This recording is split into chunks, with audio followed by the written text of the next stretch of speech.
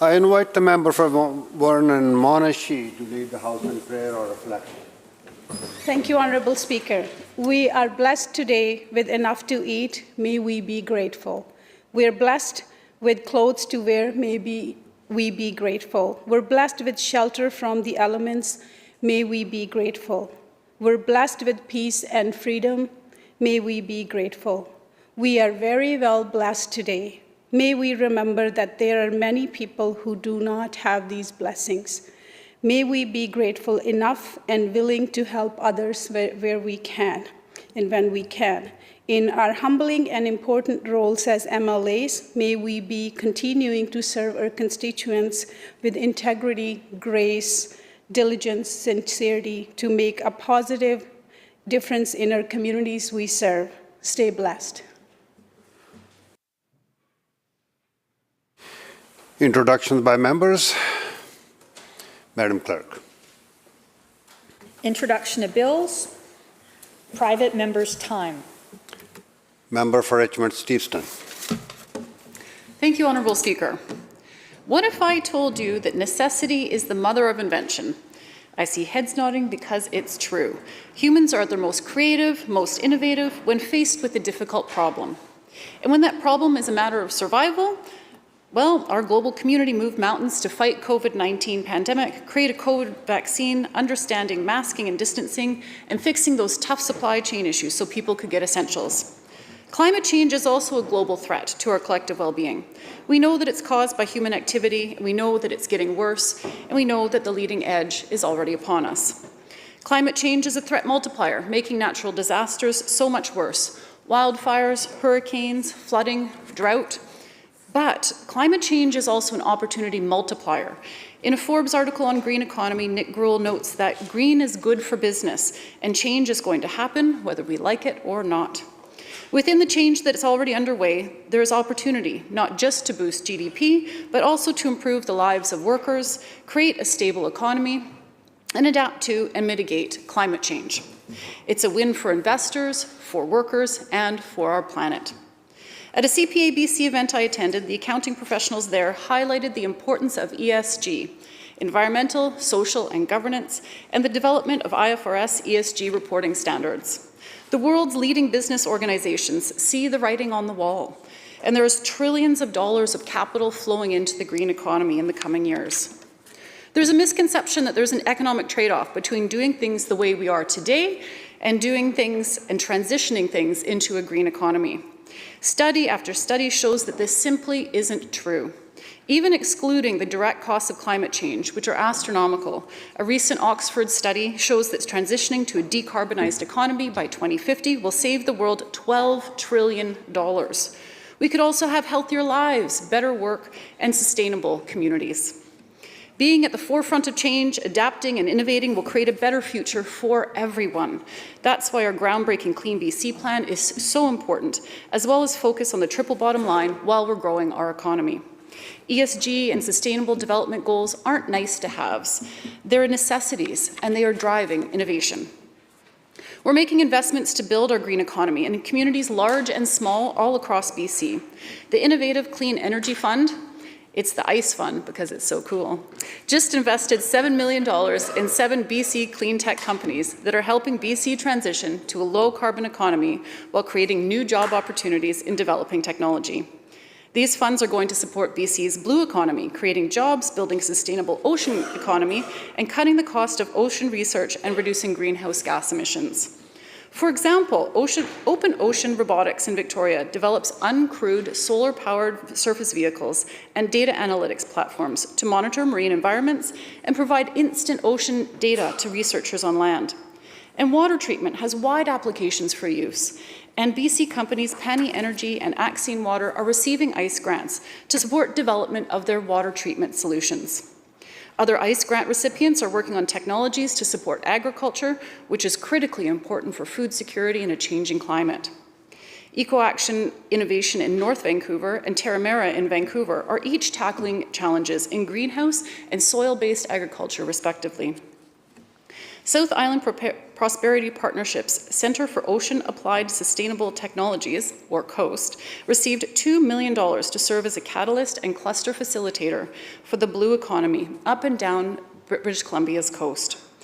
COAST is filling a gap in the West Coast ocean marine industry by connecting emerging technologies to large industry players like shipping, shipbuilding, and defense and aerospace. The ICE Fund is part of Clean BC, the province's pathway to a more prosperous, balanced, and sustainable future. Clean BC guides government's commitment to climate action to meet BC's emissions targets and build a cleaner, stronger economy for everyone. Another Clean BC program that is generating jobs and growing our green economy is the Clean BC Plastics Fund, which supports new plastic waste reduction projects across the province and promotes the development of a circular economy in BC. It includes projects for the recycling and remanufacturing of recycled plastics, and the fund's scope was expanded to include businesses that support plastic waste reduction through business models that support reuse, refill, sharing, or repairing opportunities. Previous recipients include Plascon Plastics, which created the first child-safe cannabis container made from 100% recycled plastic. These containers demonstrate how products made from post-consumer recycled plastics are comparable to those made with virgin plastics, and it's a complementary product to our growing cannabis industry. The Clean BC Communities Fund supports communities in achieving one or more of 4 outcomes: renewable energy, clean transportation, building efficiency, and clean energy. One of the funded projects is an affordable housing and community redevelopment project in Lower Kanaka, the Kanaka Bar Indian Band Energy Self-Sufficient Affordable Housing Development. This development will use a combination of solar ground units and wind towers to create a sustainable energy supply for space and water heating. And once completed, the development's housing and community amenity spaces will have a resilient source of clean energy available for community members and Kanaka Bar residents, regardless of age or background. A circular economy is one that keeps materials at their highest and best use so that the value of that material is retained for the longest period of time. It also closes the loop by diverting waste back into inputs for new products. In agriculture, that's known as composting. The Organics Infrastructure Program closes the loop on food waste, transforming waste into compost. 2 complementary projects led by the Regional District of Central Kootenay will provide processing capacity for food waste for the first time in the Regional District. Green jobs are across industries: tech, plastics, renewable energy, circular economy, ocean economy, and they're good-paying, sustainable jobs to support families and communities for decades to come. They're all across this beautiful province and offer the generational opportunity to create a better future for our children.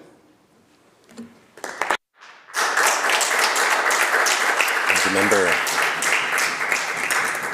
Kelowna Mission. Thank you, Honourable Speaker. I thank the member opposite for the statement. I also appreciate that everyone in this House can agree that climate change is an important issue that must be taken seriously and acted upon. It is essential that we continue to lower our emissions while building a stronger economy and attracting investment. British Columbia has a great green economy before it, one that is built on sustainability, well-paying jobs, and responsible resource development. This is a green economy which includes world-class clean liquefied natural gas, which is actually produced at 60% lower emissions than anywhere else in the world. It also includes mining of critical minerals needed for electrical vehicles and future technology. It also includes pursuit of commitments made to Indigenous peoples, such as economic reconciliation. Honourable Speaker, I am optimistic that BC has great potential to reach. However, under the current approach, getting there seems to be increasingly impossible. It's important to note that our province is missing its carbon emission targets. The 2022 Climate Change Accountability Report projects that BC will miss the overall 2025 emissions targets by 15% and the 2030 targets by 3%. The 2030 targets for the building and communities sector will be missed by at least 35%. A major obstacle to meeting our climate targets is the shortage of hydropower to electrify net zero LNG projects. According to a new report published by Richard McCandless, an intervener at the BC Utilities Commission, our province doesn't have anywhere near the electrification capacity to meet the increased demands. The report says BC Hydro is planning to increase its output by 3,800 gigawatt hours, but the 6 LNG projects currently proposed will require 18,500 gigawatt hours. Without generating much more hydroelectric or other forms of clean power, the math of net zero does not add up. This means that LNG projects will be powered by natural gas, delayed, or outright cancelled. These are also the future of our mining projects that won't be able to proceed because they cannot meet our necessary emission targets without hydroelectricity. We can't afford for these projects to fail to proceed, Mr. Speaker. Countries around the world are looking for a safe transitional fuel source, and we can be a leader in this transition by providing clean and ethical LNG.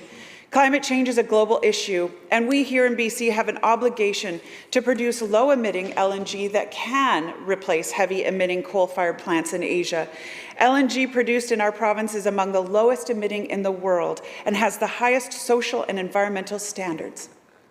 We should be proud of this. LNG is also a crucial component of economic reconciliation with First Nations. After months of delay, I was glad to hear that the Cedar LNG project will be moving forward, finally. This is a great step towards building BC's green economy and economic reconciliation. Yet there continue to be Indigenous LNG partnerships awaiting approval, such as the Tilbury LNG project in Delta. Indigenous people want to contribute to clean energy projects like LNG so they can be full partners in the economic development of BC, and we must give them every opportunity to do so. The shortage of electrification capacity will be further amplified by the province's plan that requires 90% of all new light vehicles sold in BC to be zero-emission vehicles by 2030. BC Hydro estimates that by 2030, there will be 350,000 electric vehicles on BC roads, consuming about 1,050 gigawatts annually. The increase in electric vehicles on the road all around the world presents an incredible economic opportunity for our province if we are bold enough to seize it. British Columbia is lucky to be bountiful with critical minerals such as copper and lithium required for electric car batteries. Our high social and environmental standards are attractive to investors. However, red tape and permit delays can disincentivize investment. We need faster permit approval rates since, as it is currently now, mining permits can take over a decade to acquire. We don't have 10 years to wait, Honourable Speaker. The transition to electric cars is happening now, and we must embrace that opportunity. British Columbia will not achieve a green economy tomorrow if we can't approve and power the clean projects of today, and it's time for our government to recognize that. Thank you, Honourable Speaker. Thank you, member.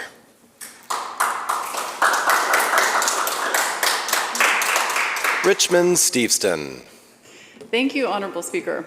It is beyond a doubt that we need to achieve the emissions targets as set out in Clean BC. We will grow our green economy here in BC, and we will all benefit from the global transition that is already underway. A green economy and economic growth are not mutually exclusive. In fact, sustainable investment is shown to have a larger GDP multiplier than traditional industries, from a study undertaken by the International Monetary Fund. And that's before consideration of the benefits of protecting biodiversity, public health, and climate impacts on GDP. Clean BC is the roadmap for how we grow our green economy and reap the benefits for all British Columbians. The recently announced new Energy Action Framework will ensure we meet our climate commitments and create new opportunities for green jobs. Under this framework, the province will establish a Clean Energy and Major Projects Office to fast-track investment in clean energy and technology and create good, sustainable jobs in the transition to a cleaner economy. It's important to be able to move nimbly to seize opportunities for leading-edge green investment. Other jurisdictions are seeing the substantial benefits that come with transitioning to a sustainable economy. We are currently well recognized as being a good location for green investments, and we need to sustain that advantage in the face of increasing competition. Under the new Energy Action Framework, we'll also create a BC Hydro Task Force to accelerate the electrification of BC's economy by powering more homes, businesses, and industries with renewable energy. The future of decarbonization of our economy will be through electrification, and we have the clear advantage of a near-zero carbon emissions electrical grid with hydroelectric power. Our future economy is for everyone. That's why we're making sure that we're offering training that will match skills to future opportunities. Whether that's ensuring underrepresented people have opportunities in tech or opening up more seats in EV maintenance training, we're making sure all British Columbians can achieve their potential and benefit from a growing green economy. We are at the right time and place to unlock the green economy and benefit communities large and small across this province. Green innovation is here to stay, and BC is poised to take full advantage of a changing world. Clean BC is our plan to create good jobs that people and communities can count on now and for their grandkids. The old dichotomy was wrong. We don't have to choose between today and tomorrow. With a green economy, we can have both. Thank you, Mr. Speaker. Thank you, member. Member for Shuswap. Well, thank you very much, Honourable Speaker. Now, the importance of British Columbia's construction and skilled trades sector cannot be understated. The critical work undertaken by workers, employers, and all their stakeholders builds the critical infrastructure, the hospitals, the schools, and homes that people in BC so desperately need. I thank all members of this House, and I hope that they all understand and would agree that it's in the best interest of all British Columbians for government to listen to those in the construction and skilled trade sectors and to find innovative ways to make it easier, not harder, to fill our skilled labour gaps. More carrot, less stick. I rise today, Honourable Speaker, to remind my colleagues here that this is not the case currently. Beginning December 1st of 2023, Phase 1 of the government's compulsory trades program, or skilled trade certification, kicks in.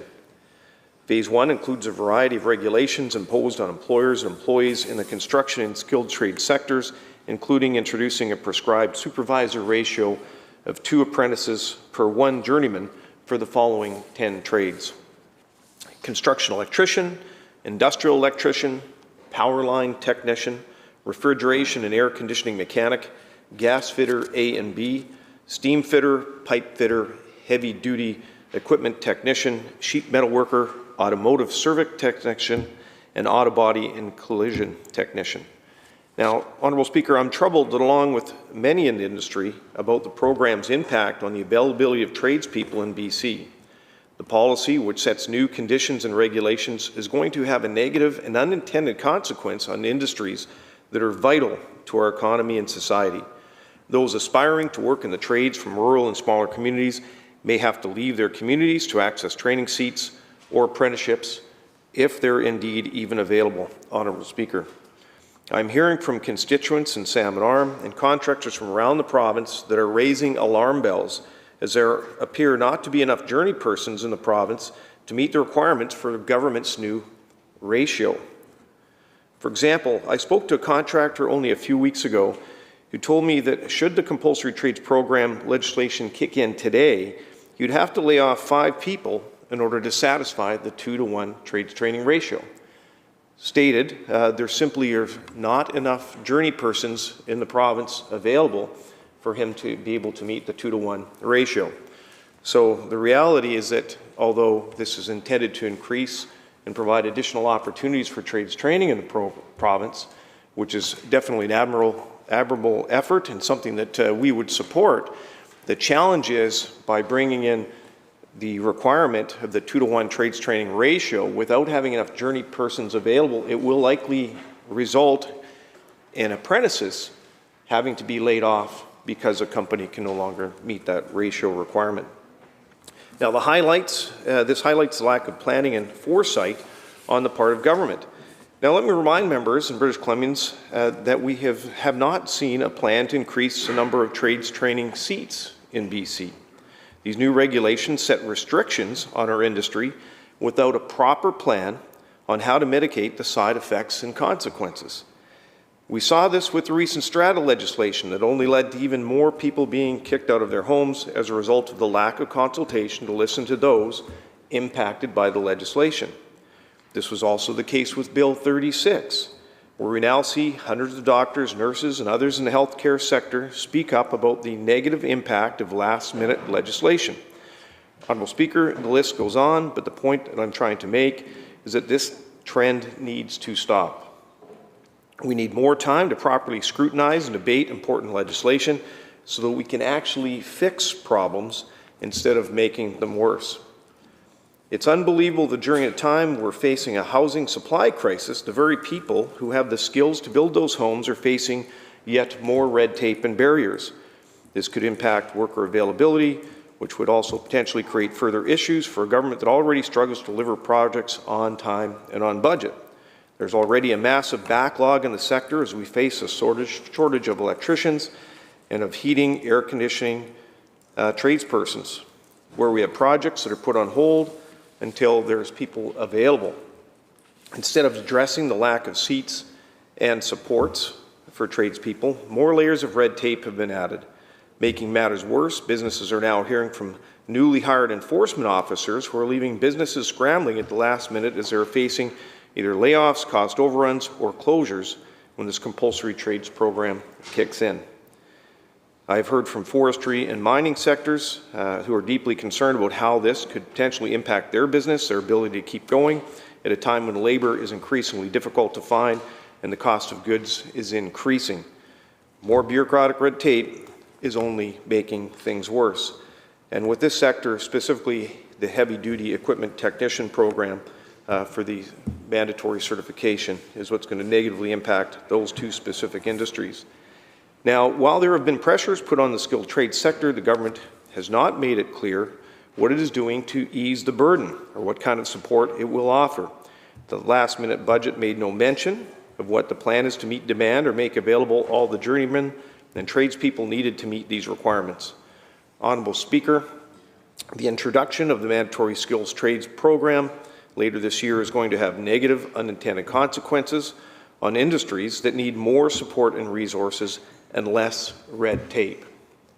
These new changes require more resources, such as more journeymen, than we have currently available in our province.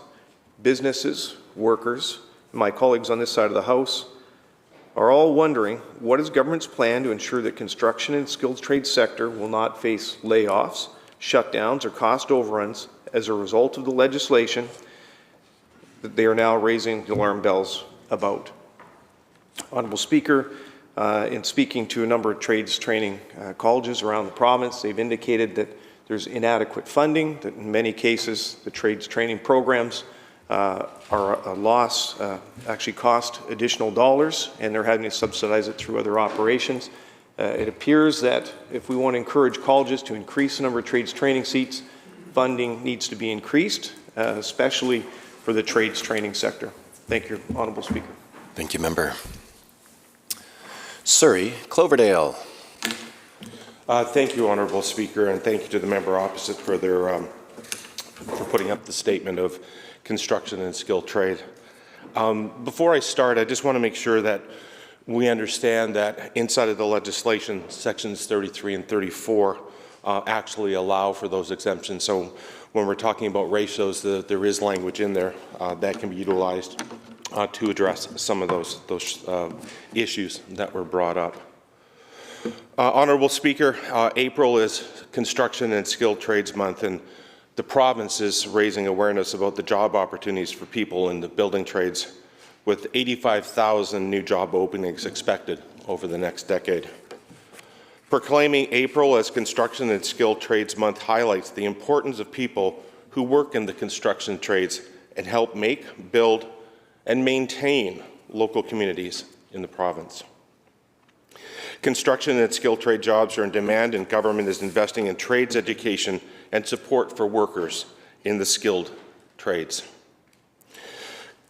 The Skilled Trades Act BC passed in the spring of 2022 and established a Made in BC system to support and train apprentices and modernize the Crown Agency responsible for trades training.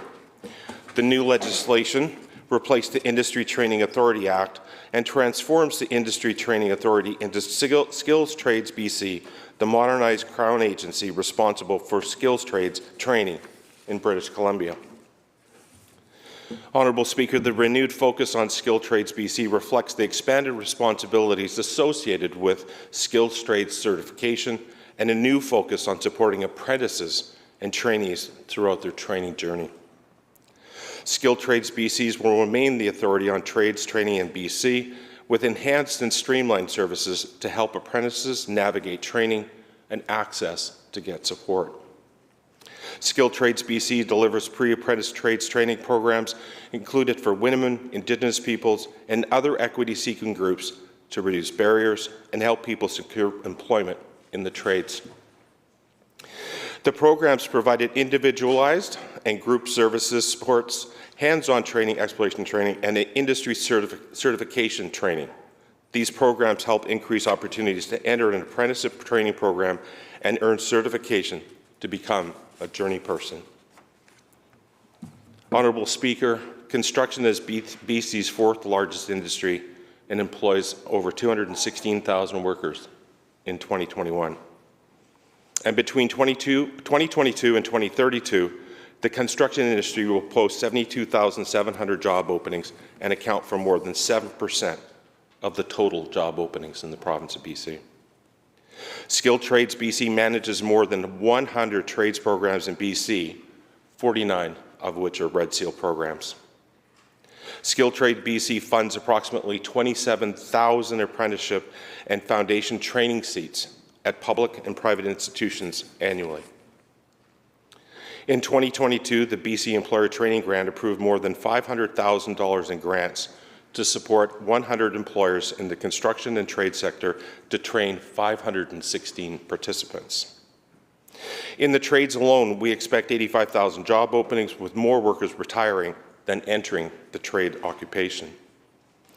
Trades are people that are critical to BC's economic growth. Trades are people who are building our homes, our bridges, our schools, and of course our hospitals. And Honourable Speaker, I am so happy to say that this year, that building of that hospital that's coming to a constituency near me is set to happen. The tradespeople fix our cars, they keep our lights on, they keep our water flowing. And Honourable Speaker, I had the opportunity to tour KPU to watch what I call the magicians of the world, the electricians, where you walk over to the side, they flick a switch, and it becomes bright inside of the room. We want tradespeople to count on having good, family-supporting, steady work by ensuring that they have certified skills that they need to be first in line for these job openings. The Ministry supports skills training and education programs that prepare people for those good jobs all across the economy. Through Skilled Trades BC, we're investing in Indigenous skills training, improving opportunities for apprenticeship, leading to rewarding and good-paying careers in the trades. And lastly, Honourable Speaker, the number of Indigenous apprentices has increased to over 3,200 from 600 over the last 10 years. Thank you, Mr. Speaker. Thank you, Member. Member for Shuswap. Thank you, Honourable Speaker. Well, Mr. Speaker, no one was asking for this. No one in the industry has been asking for government's new compulsory trades training program, and no one has indicated that this is what is going to actually drive construction in the skilled trade sector in our province. Yet government is able to defend decisions that will have negative consequences, as we did see with Bill 36, the aforementioned strata legislation, and now the compulsory trades training program. Honourable Speaker, we must ensure that tradespersons who have been working for decades can continue doing what they love. We can ensure that the trucking industry can carry on their businesses without increased costs, that the construction sector can continue to have the labourers and the necessary skilled tradespersons in order to complete the construction of housing that is so desperately needed in our province. But instead, they can responsibly grow their operations while providing the work that our housing and infrastructure projects are so badly in need of. We know that this is not the case. The slow pace of communication, the unpragmatic 2-to-1 journeyman to apprenticeship ratio, and all of the red tape that comes along with government's new mandatory trades program poses an unnecessary threat to skills in construction in BC. It begs the question, on top of existing cost overruns, community benefit agreements and delays, how many government projects we're going to see delayed, and how many government projects are we going to see over budget on account, yet again, of this new compulsory trades training program. The member opposite referenced the construction of a hospital. And I would remind members back home of the significant cost overruns that are established with the Cowichan District Hospital in Duncan. $455 million over budget, and they've yet to they're just getting started on construction now. Vancouver Island Health Authority indicated the cost overruns were largely attributed to a shortage of skilled workers. The challenges in the short and immediate term, compulsory trades training programs will largely not encourage and entice more workers in this province to actually undertake those programs. The colleges and universities that are providing these very important programs are underfunded. They do not have sufficient dollars to be creating more programs. And in addition, the workers that are in need of this very important skills trades training are not provided the necessary supports in order to provide that opportunity. Now, Honourable Speaker, according to PricewaterhouseCoopers, their report on the program, now this is one that government themselves has cited in the past, and I quote, "It is expected that without sufficient programs in place to address barriers, some workers will be disproportionately and negatively affected by mandatory certification," end quote. Thank you, Honourable Speaker. Thank you, member. Member for Chilliwack, Kent. Thank you and good morning, Honourable Speaker. It is a privilege to rise today to discuss inclusive care and to share some information with folks, which is my primary goal with this statement, so buckle up. In 2021, I stood to speak on the topic of gendered health, outlining some of the obstacles and the biases that might impact a person's access to healthcare based on their gender. So I'm excited to rise again today for a bit of a follow-up and expansion on that topic. We know that, unfortunately, gender can have a significant impact on how one moves around our society, what one has access to, how safe one feels, or how safe one is, what opportunities may be available, and even how much a person might be paying for items like shampoo and razors. In 2023, it seems ridiculous, right? But there it is. We also know that systems meant for everyone are not immune to the gendered results to access, and that accessing things like healthcare is different for women, non-binary, trans, and two-spirit people. This can also be said for racialized people, persons with disabilities, Indigenous people, and other marginalized groups. The reality of intersectionality means that for people belonging to multiple groups, access may be further impacted and their experience in these systems will be different. The most recent example of this is undoubtedly the change that happened when we acknowledge that we have to be able to offer services that meet people where they're at and that are person-centered. That was an important change. One of the gender-related big changes, and I know we talk about this, and everyone probably heard about it all weekend on April 1st, is that as of April 1st, people will benefit from improved access to contraceptives as the province implements a universal coverage plan, making them free for all people residing in BC. This includes all birth control methods currently listed as regular pharmacare benefits, as well as several that have been added to regular benefits. That will be 100% paid for by BC Pharmacare. BC is the first jurisdiction in Canada to provide free prescription contraception to all residents, and we know that that's about more than a pill, Honourable Speaker. Contraceptives available for free include birth control pills, hormonal injection and an implant, and hormonal and copper intrauterine devices, or IUDs, with zero out-of-pocket cost. Access is key to this plan as well. And in 2023, pharmacists will be able to prescribe some medications independently, and this will include some forms of contraception and medication to treat minor ailments. This means you'll be able to access care faster when you need it. This will be great for people in rural and remote communities who have challenges accessing a hospital or those without a family doctor.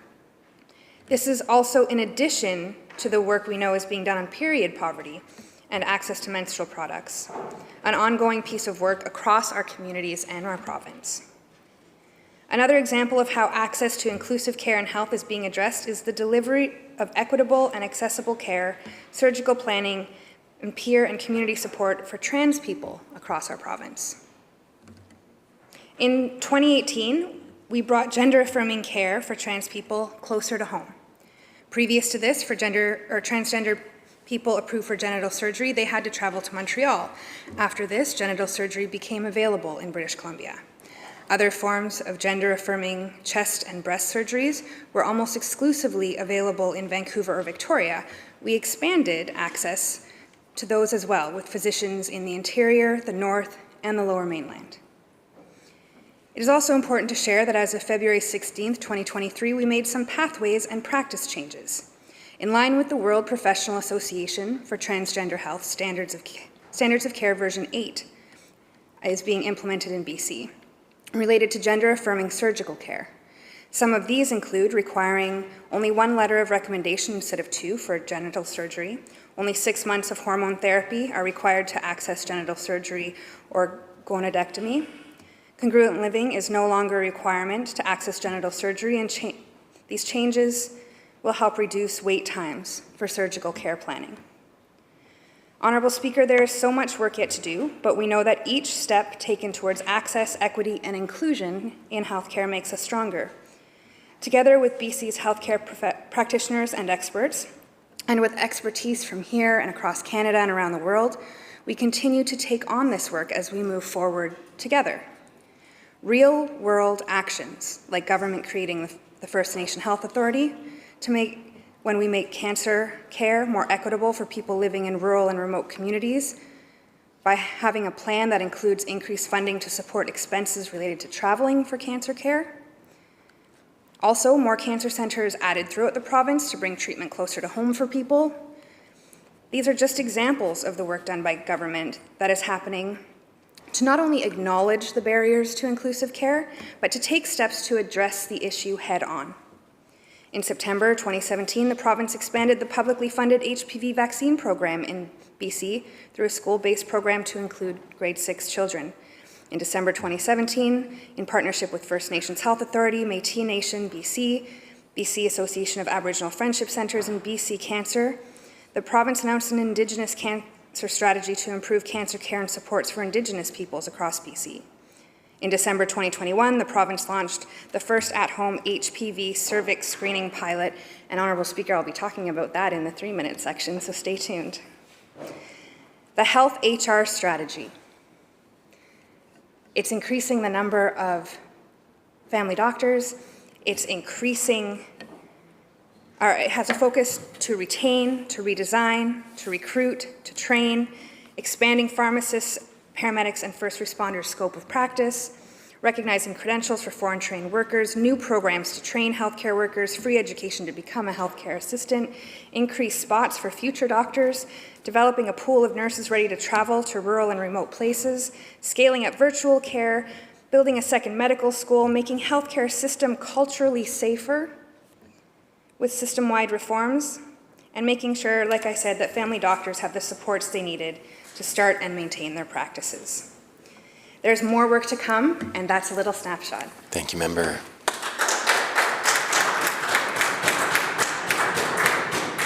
Member for Prince George Valemount. Thank you very much, Honourable Speaker, and thank you to the member opposite for raising this series of important topics for discussion in the House today. I appreciate the opportunity to respond and agree that this is something that we as elected officials not only need to be thinking about, but acting on. Every day, we need to work to ensure that our system serves all British Columbians with respect and dignity. Everyone who seeks care in our province deserves to feel safe, supported, heard, and importantly, get access to the help that they need. Unfortunately, we know that this is not currently the case for everyone in our province.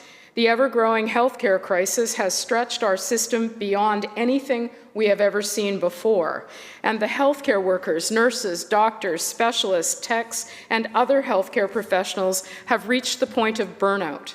They are exhausted, and many have told us they are suffering moral distress, unable to provide the care they passionately want to deliver.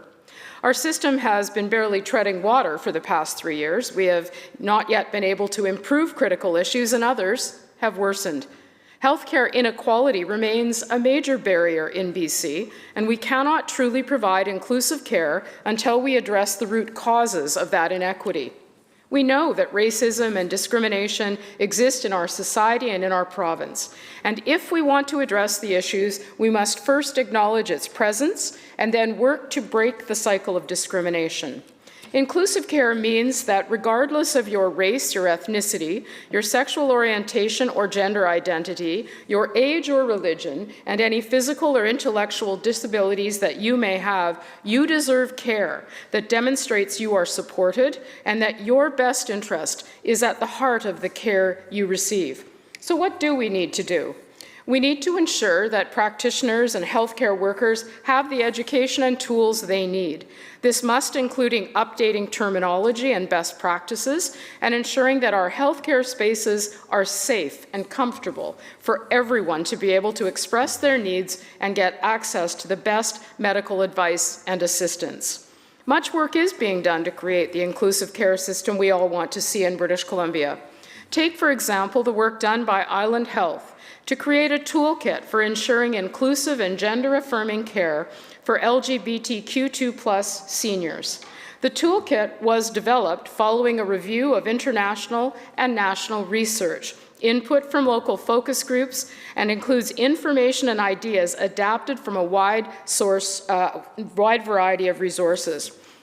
The toolkit was created after acknowledging that changes need to be made in a number of areas to improve the experience of LGBTQ2+ seniors accessing Island Health services.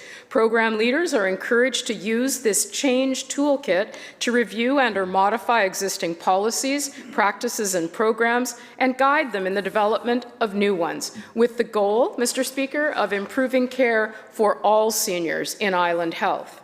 As noted, there is much work underway, yet much more to be done.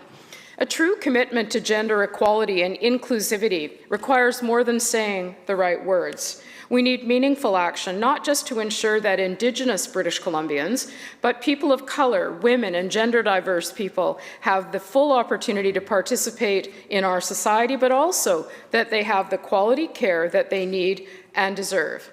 When you need care in our province, no one should feel shunned or made to feel like their concerns do not matter. No one should feel unsafe being themselves or like they have been forgotten or ignored. All they should have to think about is getting well. It's our responsibility as leaders to make sure the system gets better for them. So while the members' comments focus on inclusive care, it's important to reflect on the current state of our healthcare system. Few would disagree that we need to have a system that meets the needs of all British Columbians. But today, we have a full-blown crisis on our hands. Closed ERs, overcrowded hospitals, burnt out and exhausted healthcare professionals doing absolutely everything they can to keep the system operating. More urgent action must be taken to retain, recruit, train, and provide the kind of workplaces that enable the inclusive, high-quality care that we are talking about today. Equity and inclusivity is about recognizing and accommodating people's differences to ensure that every individual has what they need to thrive. I know that is what our dedicated and passionate healthcare professionals want to do. So let's give them the support, resources, and tools they need to ensure that they can provide inclusive, person-centered care in British Columbia. Thank you, Mr. Speaker. Thank you, Member. Member for Chilliwack-Kent. Thank you so much, and thank you to the member for their comments as well. I know that we all know that part of inclusive care means that we're having conversations about a range of issues. And so today we're going to have release some great information, I think, about something that doesn't get talked about a lot in a mixed company, let's say. I think that's how someone put it to me. And I would like to talk about things that happen with our cervix, for those of us who have one. So we know, many of us have heard the term Pap test or Pap smear, cervical exam. A Pap test is designed to find abnormal cells in the cervix before they become cancer. It's free and it can be done by a healthcare provider at a clinic or an office. And anyone with a cervix, including women and transgender people aged 25 to 69, according to BC Cancer, should be screened. So what not everybody knows is this is a difficult test for some people. Not because it is necessarily painful, although there may be some discomfort for some people, but because it's internal, it's invasive. And so I think we all need to talk about that. And I'm going to see some heads nodding along when what I mention is everybody who has had one of these tests understand what I mean when I say, okay, just scooch a little bit. Because it's a test that is, you're working very closely with your healthcare practitioner. The reason I mention it is because there are feelings involved in that, Honourable Speaker. Not everybody's coming to that situation with the same life experiences. This can be difficult for people maybe who are in transition, maybe people who are non-binary, as well as survivors of gender-based violence, sexual assault. This can be something that is avoided, but it is so important. So one of the things that I'm very excited about is the work being done around HPV. So we know that the best way to eliminate cervical cancer is to make sure that people are screening and being vaccinated against the human papillomavirus. The majority of cervical cancers are caused by HPV. Now, there is a pilot program happening, the cervix self-screening, which detects high-risk HPV types that can cause cervical cancer. You can complete a cervix self-screening instead of a Pap test. This, like I said, is a pilot. Cervix self-screening is quick, painless, and you can do it yourself from the comfort of your home or at your local health clinic. And the test involves turning a small swab inside your vagina, and then you either mail it or you give it to your healthcare provider. And the pilot is currently available to eligible participants in Tri-Cities, Belcarra, Anmore, New Westminster, Lower Sunshine Coast, Pemberton, Port Alberni, and Vancouver Island. And I think that it's a very critical piece that I just wanted to share a little bit of information about today, because in the 10-year Cancer Action Plan, we want to secure a cancer-free future for people, including the elimination of cervical cancer in BC. Thank you. Thank you, member.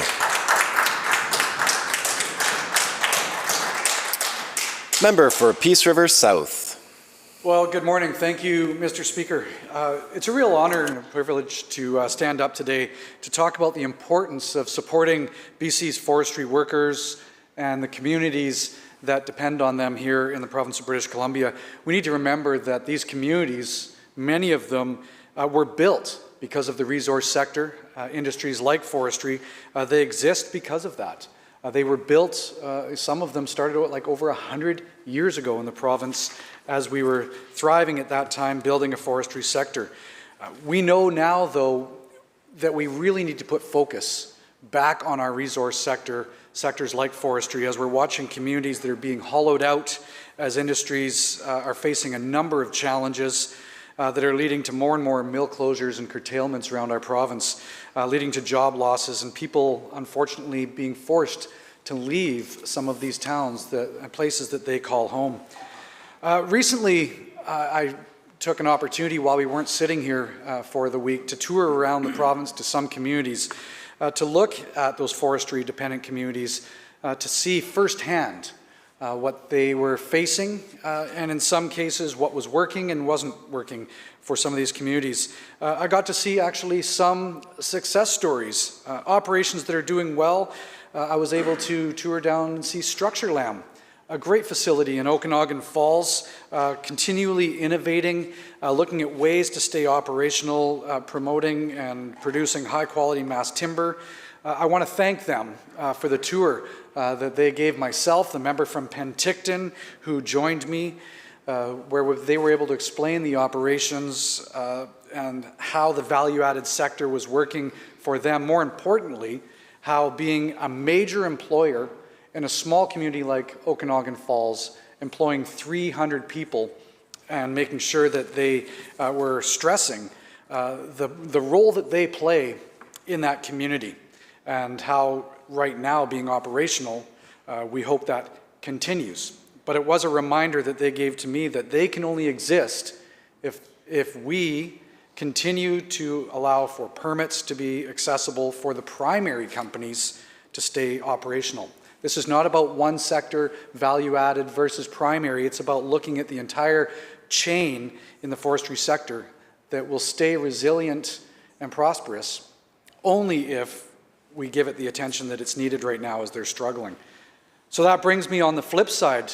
While I was doing my tours, Honourable Speaker, having the privilege to go to Merritt with the member from Fraser-Nicola and the member from Vancouver-Langara, as we sat down and met with Aspen Planers, the company, members from the United Steelworkers, who I want to thank because we had the opportunity to stand shoulder to shoulder with them on the streets in Merritt to try to remind government and the public the importance of the forestry sector and the impact it has on communities, especially right now where we see employers who are struggling to work, who want to work.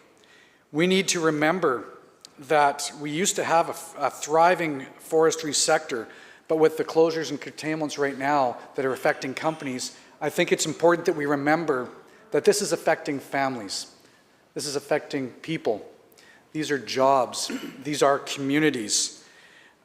You know, I think it's important that we highlight the fact that since 2017, 13,400 manufacturing jobs have been lost in the province of British Columbia. More recently, in January alone, we've seen a 12% decline in forestry jobs, a 7% decline in wood manufacturing jobs, 15% decline in the pulp and paper sector. Again, Mr. Speaker, these stats, I guess, are important to show the crisis that the forestry sector is seeing right now. But we should never use those stats to hide the fact that these are people. These are jobs, and these are families that are affected around the province. I had the privilege of meeting recently with the Truck Loggers Association as well, that reminded me the stress that is being faced right here on Vancouver Island with thousands and thousands of people who have been struggling to understand what the future holds for them in the forestry sector. What the comments came to me is, you know, there are opportunities here in British Columbia. We don't want to see a managed decline of a sector. We want to see clear vision and leadership to show these families, the corporations, the small mom and pop companies that there is a future still for forestry in British Columbia. Sadly, many are losing faith, and that's not fair to these people. We need to be showing that, yes, there are challenges right now in the industry, but that we're willing to take those challenges and take them head on. Mr. Speaker, one of the ways that can happen is by giving certainty, ensuring that we know what the plan is, making sure that we know that permits, when applied for, will have some chance of being approved so that companies can continue to invest here in British Columbia rather than what we're seeing right now where they're moving that investment to other jurisdictions like Alberta and the United States. Again, we need to be reminding ourselves that it's not just what we're hearing about the supports for value added, which I will acknowledge are important. But if we don't have your primaries, if we don't have Western Forest Products, the Canfors, the West Frasers, the Dunkleys, if we don't have these large companies that actually are employing thousands of people who are keeping our communities vibrant, our value-added sector will suffer as well because we all rely on this. So are there challenges right now? Absolutely. Are there pressures in the forestry crisis? Absolutely. But we need to ensure, Honourable Speaker, that our focus is on the forestry workers and these communities that rely on them. And in a few moments after member opposite speaks, I will take an opportunity to highlight some of the factors that the forestry sector, the impacts they have on some of our smaller communities. Thank you, Mr. Speaker. Thank you, member. Nanaimo North Cowichan. Thank you very much, Mr. Speaker, and thank you to the member previous for his statement. As a former tree planter, logger, and sawmill worker, my heart goes out to affected workers and their families dealing with curtailments caused by challenges in the forest sector. I'm very proud of the forest industry, and I want all British Columbians to feel proud of a sector that will be managed sustainably and continue to provide thriving communities with services that we all depend on. Our government is committed to supporting workers impacted by these challenges through skills training, short-term employment opportunities, employment assistance, and retirement transition support for workers who are 55 years or older. Forestry is and will remain a foundation of the BC economy. The sector continues to provide good family-supporting jobs for over 55,000 workers in communities across the province. But we know the industry and forest communities are facing challenges. Lumber prices have plummeted compared to a year ago, causing many sawmills to scale back production. And the annual allowable cut has declined due to the end of the beetle kill harvest and unprecedented wildfires across the province. Our government is committed to supporting forest workers impacted by these challenges, as well as supporting good long-term jobs in this sector. Madam Speaker, we are involved in a paradigm shift from simply viewing our forests as an economic tool or asset to the full value of ecological qualities that are represented. The Old Growth Strategic Review identified 2 million hectares of lands that will be protected in partnership with First Nations, and First Nations and local communities are leading landscape planning tables that take a comprehensive view of the landscape and an inclusive view in how to manage that. Madam Speaker, we are recognizing that there's change afoot in the industry, and we're supporting communities and workers who are being affected by that. In terms of value added, that sector of the forest economy is being supported by a new category of timber sales called category value added. This will have a value added focus and will ensure that those operations that rely on competitive access to fibre will continue to have that access. The BC Manufacturing Jobs Fund is $180 million, Madam Speaker, 90 million of which is targeted at rural communities.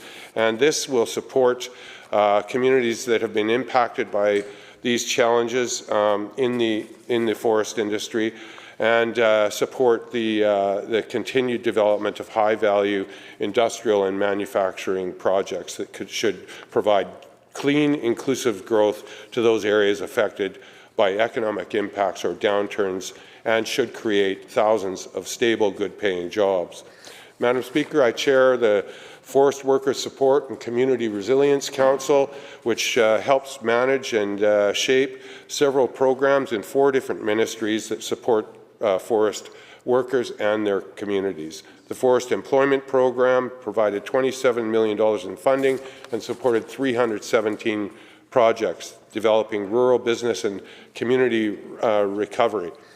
The Enhanced Community Rapid Response Team Worker Transition effort is a group of people who go into communities that have been affected by curtailments or decisions like these and work with local government, industry, and the unions in order to provide support for those families.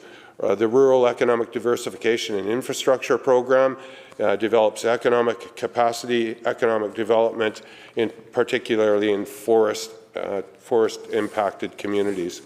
The Industry Innovation Program is a high-value industrial and manufacturing program that supports projects driving clean and inclusive growth and create well-paying job opportunities for local workers. The Bridging to Retirement Program for some workers over 55 who want to retire and make room for younger workers. That's $80 million of support for communities. So, Madam Speaker, it is with the experience that I have in the forest industry that makes me proud of what British Columbia has as its core resource industry, and it is the commitment of our government to supporting communities that are in transition We all know that change is coming. We don't want to punt it down the road. We want to deal with it directly while there's still an industry to develop again. So we're proud of the industry, and we continue to provide support to the workers and their communities. Thank you, Madam Speaker. Thank you, member. Recognizing the member for Peace River South. Thank you, Madam Speaker. Appreciate the member opposite for his comments. You know, one of the things I think it's important to highlight, though, through this, when we're talking to families, when we're talking to workers, when we're talking to communities, they're not looking for transitional support. What they want is their jobs to stay. They want the mills to stay open. It's cold comfort to many when the advice that they're given is, here's a bridging to retirement plan. When they say, I didn't want to bridge to retirement. I'm fourth generation in the forestry sector. I had a life plan of working till I was 65. I was hoping my son or daughter would also be able to work in this mill, in this small community, something that 4 generations we've done. The last thing somebody wants to hear when they're 40 or 50 or years old, that maybe they've worked 20, 25 years in a forestry sector, is don't worry, we're going to have a transition plan to retrain you for another sector. That is not what they're looking for. And a lot of this, Madam Speaker, can be avoided. When we look at the uncertainty that's out there right now, the member opposite talked about world markets and declines and changes in stumpage or changes in the board feet costs around North America. Here's one of the biggest challenges we're facing. It's been over 2 years in some jurisdictions in this province where there's even been a timber sale. So it's really hard for a company to even be operational if they can't access the timber or the fiber, which is putting a lot of these communities and these jobs at risk. Case in point, in my own riding, the community of Chetwynd. In 2 weeks from now, on a Friday, the last log will be going through that mill. 150 direct jobs, estimated between 300 to 400 jobs that are going to be affected in this community because of that. We look at the community of Mackenzie. We look at the community of Houston. We look at the impacts in Prince George. We look at the impacts in Terrace, Merritt, you name it. Around the province right now, Madam Speaker, we have families that are struggling to know what the future holds. And it is really unfortunate when the message we have to give them is, don't worry, the government plan is to transition you to something else. That is not what they want. They want supports, they want certainty, and we need to give them hope that forestry will continue in BC. Thank you, member. Thank you. Thank you. Government House Leader. Honourable Speaker, I ask the House consider proceeding with motion number 32 on the order paper, standing in the name of the member for Vancouver West End. Members, unanimous consent of the House is required to proceed to motion 32 without disturbing the priorities of the motions preceding it on the order paper. If any member is opposed to the request for leave, please indicate now. Leave has been granted. I recognize the member for Vancouver West End. Thank you, Honourable Speaker. Be it resolved that this House condemn violence and intimidation of artists and performers in the drag community. I've moved this motion, Honourable Speaker, because we've seen too much of this. We've seen people targeted in their communities across BC, and indeed across North America. Whether it was in Nelson, Coquitlam, I think this weekend in Kelowna, North Vancouver, Duncan, Vancouver, and my own community of the West End, really the list is too long to go on with, Honourable Speaker, where because somebody has decided to express themselves, decided to show up in drag as a performer, they've been targeted. They've been told they can't perform. They can't be themselves. And indeed, we've had people show up outside of these venues to try to hate them out through screams and intimidation. Honorable Speaker, I am what I am. I am this own special creation, so come take a look. Give me the hook or the ovation. It's my world that I want to have a little pride in, my world. And it's not a place I have to hide, and life's not worth a damn till you can say, I am what I am. Maybe I'll sing a little bit later, but I got to warm up. Now that's from La Cage aux Folles, which was 1982, one of the first musicals to ever feature a gay relationship. Now, many will remember the Robin Williams movie that came later, but it was also a movie back in the 1970s, before I was born. A hit movie, I might add. Now, why was it a hit, and why do people perform drag? And I think they're both, in some ways, the same. It's because of expression.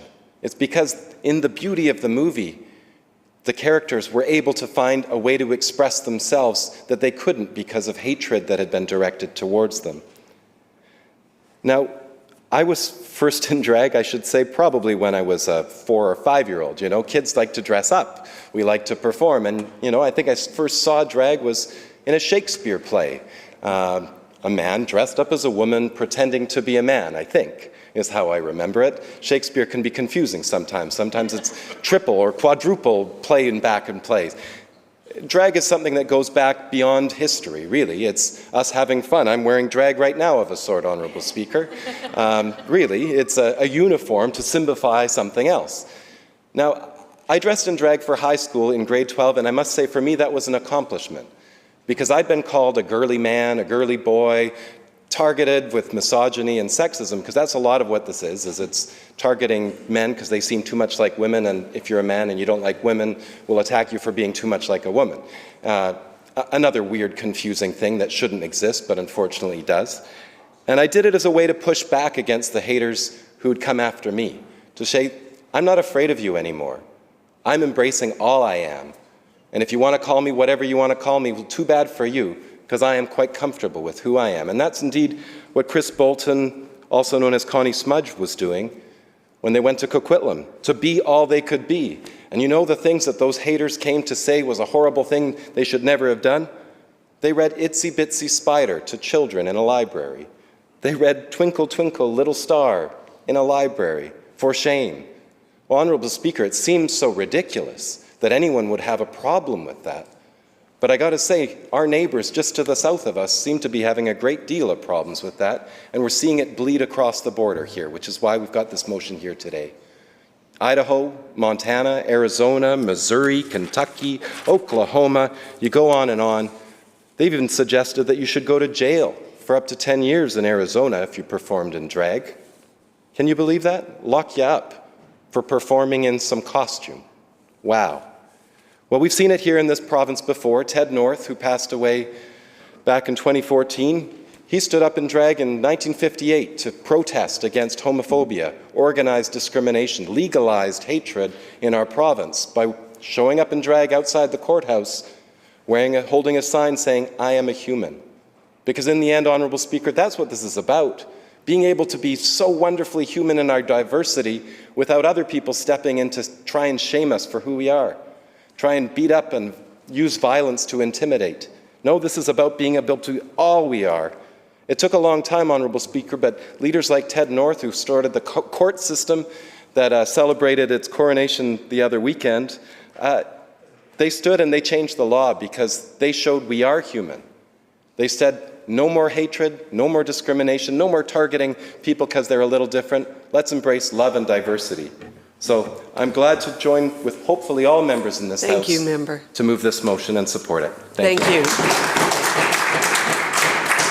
Recognizing the member for Kelowna Mission. Thank you, Honourable Speaker.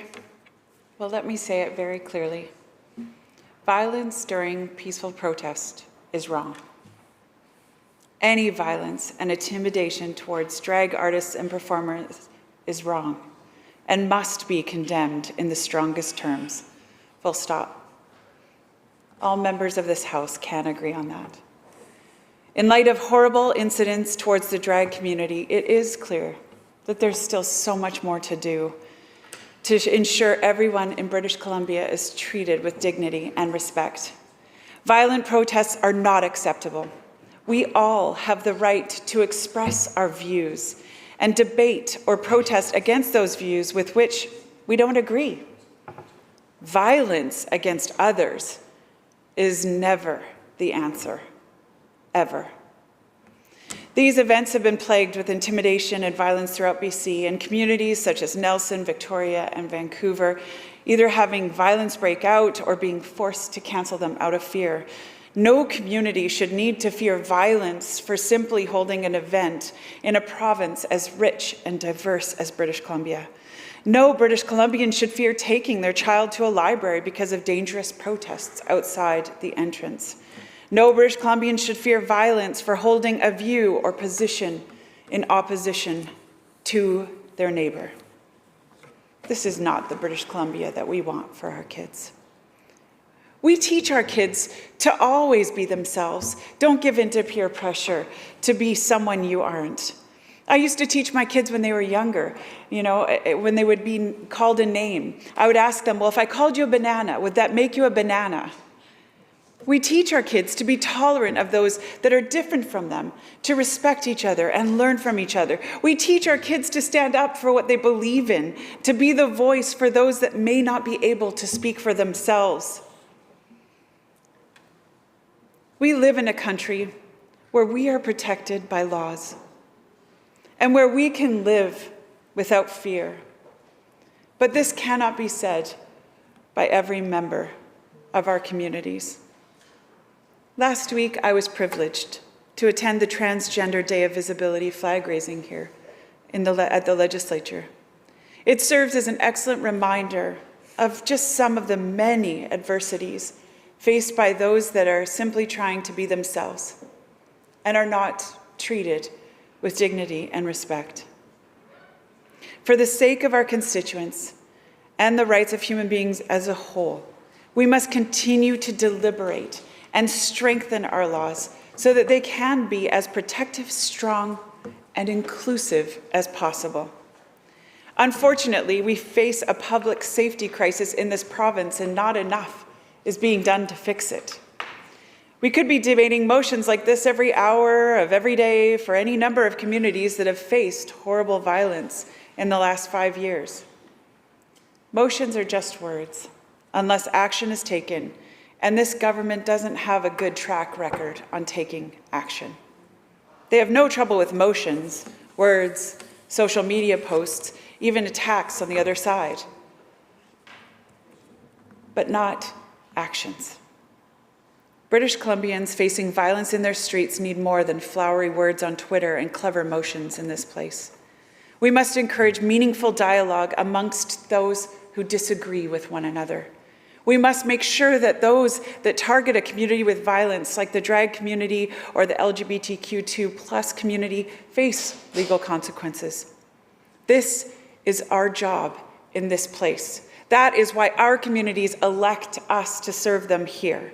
For the sake of upholding basic human rights, it is incredibly important that we ensure the government follows through on motions like this one and takes meaningful action and can provide results for British Columbians. Democracy loses when we shout instead of listen, when we use culture wars to silence opposition instead of exercise empathy and love. Love must win. I encourage this House to use this motion as an opportunity to reach out and hear the voices across BC, advocate for those that can't always speak for themselves, and use the power given to them by British Columbians to influence positive and real change in legislation to ensure everyone is free from the fear of facing violence in their community. Violence is wrong. Thank you, Honourable Speaker. Thank you, member. Recognizing the member for Richmond South Centre. Thank you, Honourable Speaker, for the opportunity to stand up and speak in support of a motion by a member of Vancouver West End. That be resolved that this House condemn violence and intimidation of artists and performers in the drag community. For starter, I want to humbly express the fact that I too am in need to learn from my colleagues and everyone else in the community as we come together, help our community support the 2S LGBTQ+ community. Let us come together and learn how to be an ally to the fight for the most basic human rights, that majority of us take for granted. People in the community continue to face stigma and discrimination, which put people at risk for much higher rates of violence, poverty, mental health issues, and other complex challenges. For people of color and indigenous people, this issue is further amplified. With permission, I would like to share an incident in Richmond.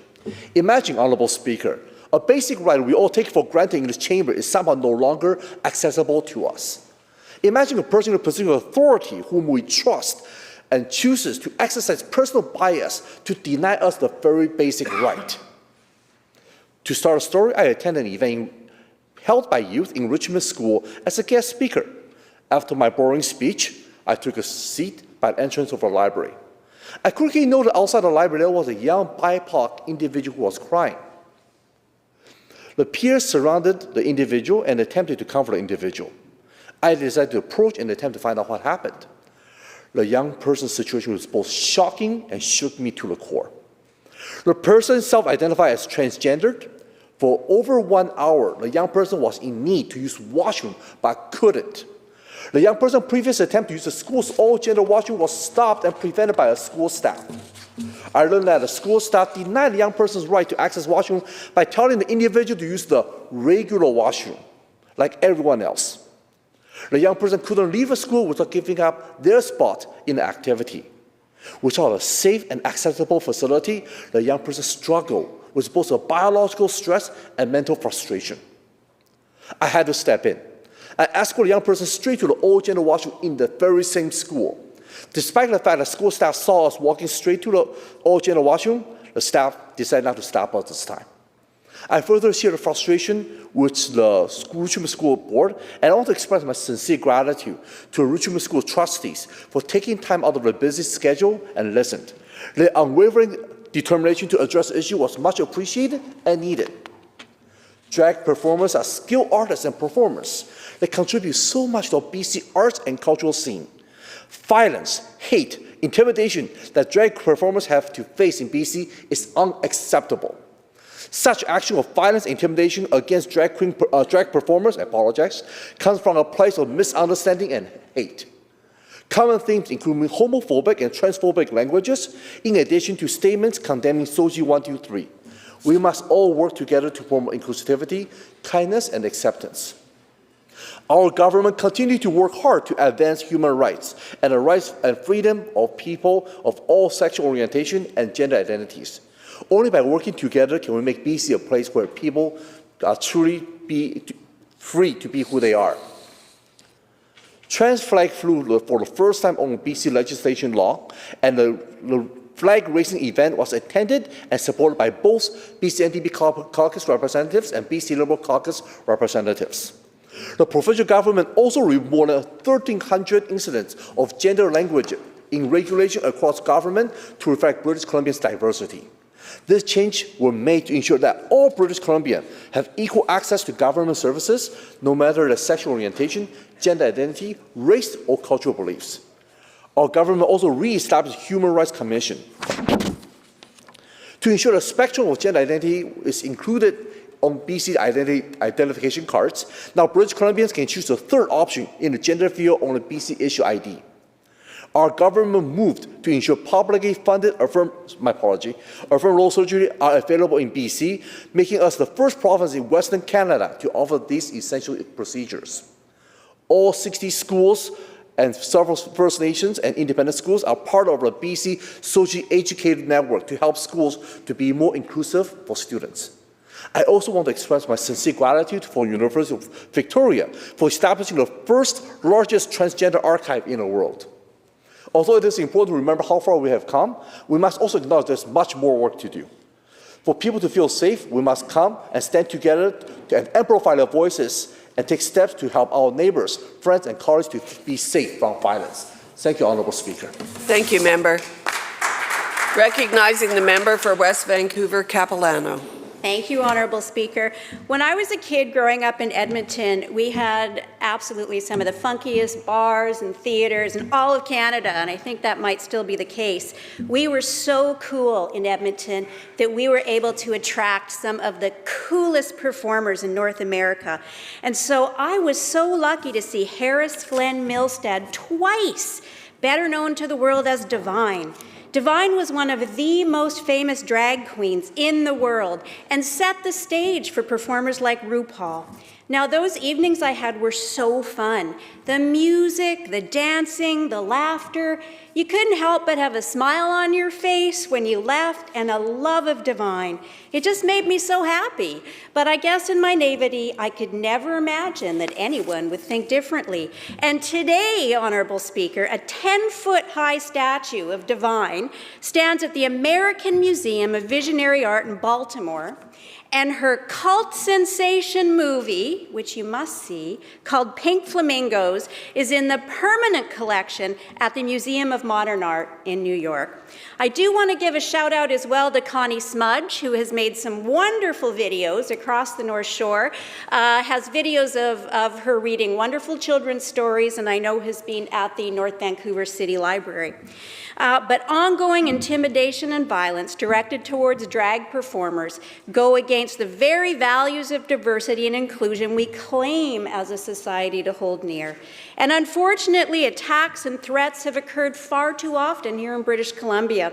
Earlier this month, the Nelson Public Library scheduled a family-friendly drag storytime event that models inclusiveness, kindness, and acceptance while promoting a love of reading.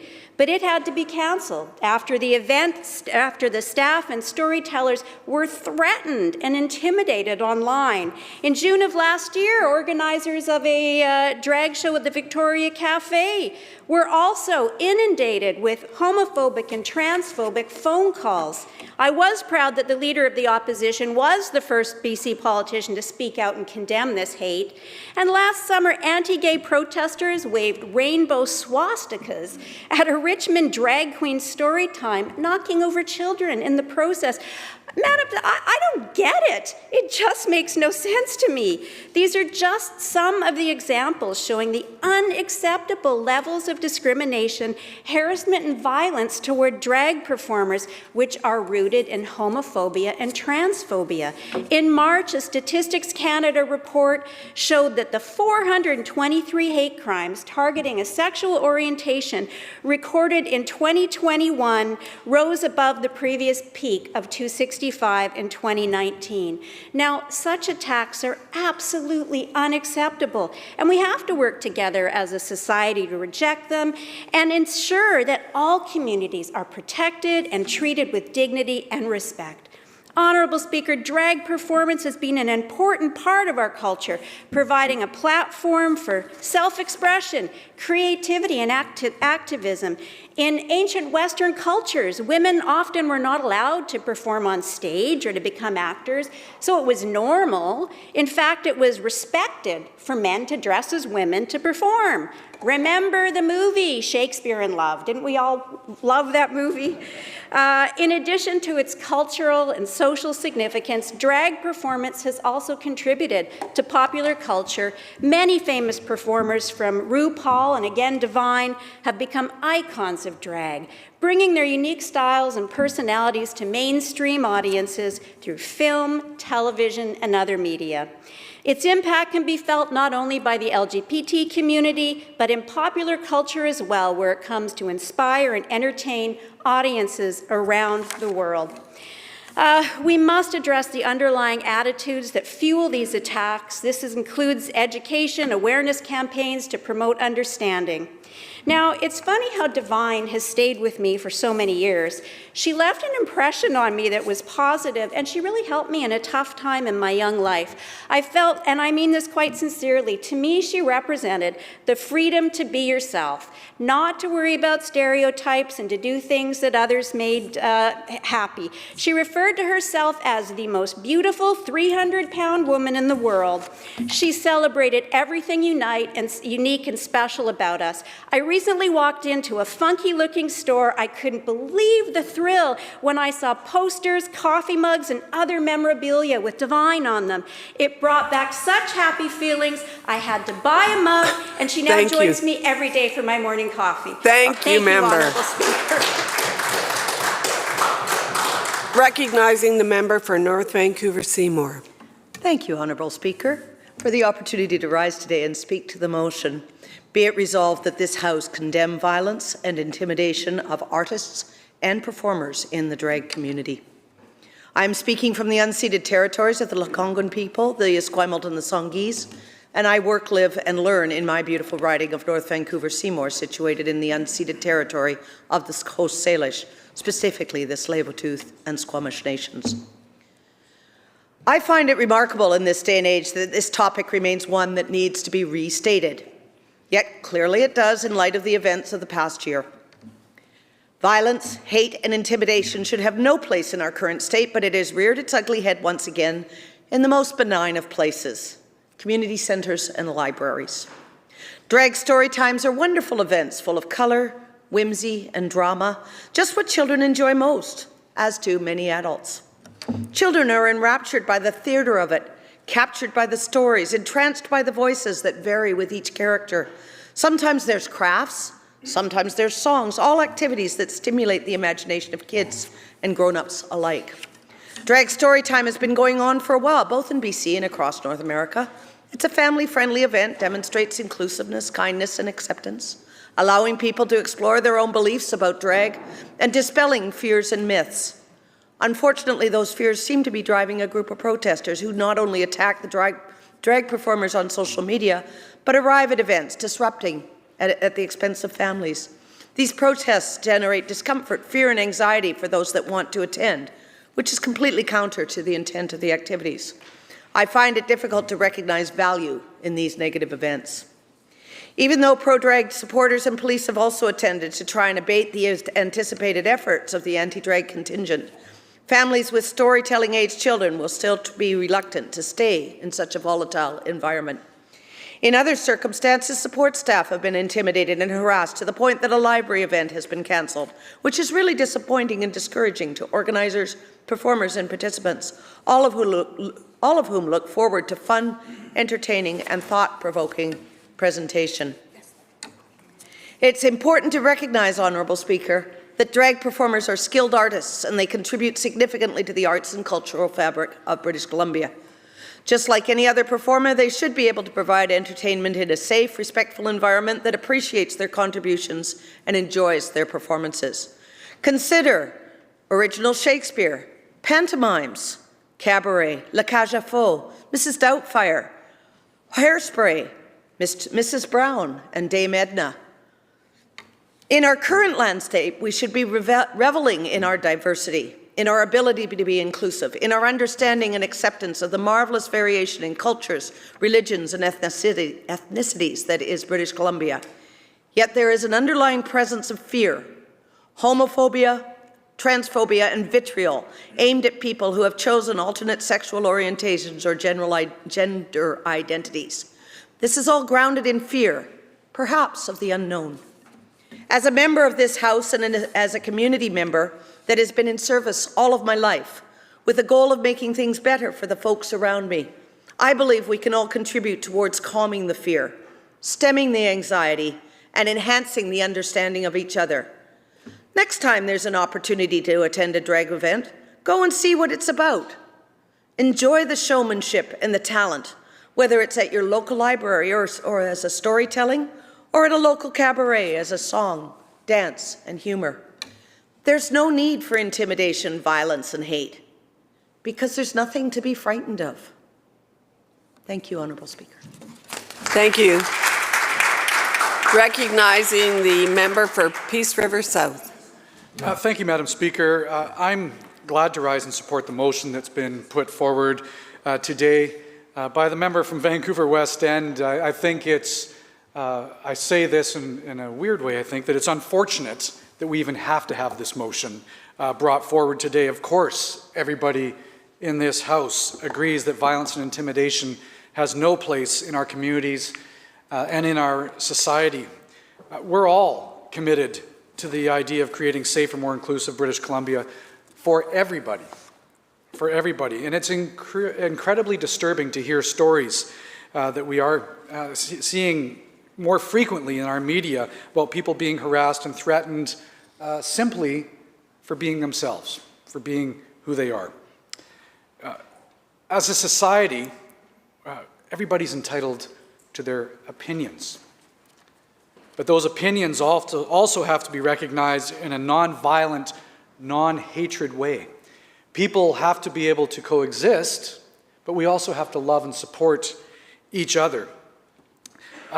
When we look at the violence on our street that's happening right now across British Columbia, across all sectors, it's important, I think, not just through this motion, but that we talk about making sure that we work collectively in this House to condemn it and to try to come up with supports to end this. We need to create a positive change. When I sat on the other side of the House, I was proud that we took action, a part of this issue anyway, to begin working on bringing SOGI supports into our schools, anti-bullying policies into our schools, and thankfully, those policies are still in place today. I think when we look at our upcoming generations, it's about education. It's ensuring that we instill in them tolerance, that we instill in them the education of what we want society to look like. Education is absolutely foundational when it comes to building a more welcoming and informed society. On September 8th, 2016, I announced that explicit references to sexual orientation and gender identity were being added to anti-bullying policies that school districts and independent schools are required to have in place. And I thank them for the work that they did, and that's still in place. Our government also worked with the ARC Foundation of Vancouver, working together to provide schools with additional resources and tools to support our LGB capital T today, Q2+ students, and we continue with that work. As I said, Madam Speaker, every British Columbia deserves to be welcomed, and a lot of these supports were brought into place because of the high level of bullying and intimidation that was happening in our schools, and we're unfortunately seeing it in society outside of our schools. And we need to remember that we need to have those supports. And as many people have said today, this comes with understanding. This comes with education of who we are and supporting people for who they are. All British Columbians, particularly vulnerable people and members of marginalized groups, must and should be able to live their lives without fear of harm. That's why we've called on government for years to establish a dedicated hate crime hotline. It's why we've publicly condemned things like conversion therapy, homophobia, and transphobia in all forms. We've called on government to ensure local police forces have sufficient resources to respond quickly and fully investigate hate crimes and racist incidences. That also ensure, and we have to also ensure, the Attorney General's Crown Prosecution Service treats such incidents as a priority for charge determinations and prosecutions. Madam Speaker, there's too many people right now in our province who are living daily in fear because of the violence that's happening on our streets. And that's not acceptable. It doesn't matter what group you represent or that you identify with. Criminality has to be charged as criminality. People need to be held accountable. And I'm glad that we're standing in the House today and condemning violence, and we know that words are not enough. We need actions, we need supports, and if we truly, as we're talking about today, all agree upon that, then this is a start to make that become a reality. Thank you. Thank you, member. Recognizing the member for Surrey Panorama. Thank you, Madam Speaker. It is a pleasure today to rise and speak in supporting the motion that has been brought to us. Be it resolved that this House condemn violence and intimidation of artists and performers in the drag community. And Madam Speaker, many people have said before me, and I agree with them, that we had hoped that in 2022 we would not be discussing or having the need to debate this motion in this chamber. 2023, that we would be debating this motion in this chamber. But here we are. And what really warms my heart is that we have so much agreement that every one of us in this House condemns any kind of intimidation and violence, full stop. And in this case today, we are talking about the 2SL LGBTQ plus community, and they've had a history of intimidation and violence directed against them.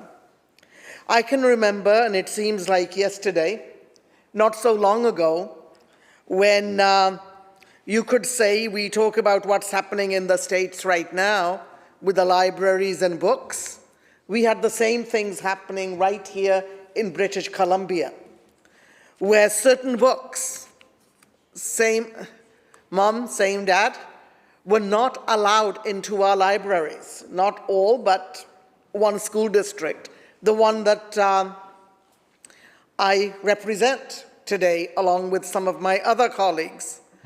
And I can remember in those days wondering what could be more harmful to a society as a whole than to start banning books, especially banning books that were teaching about who we are.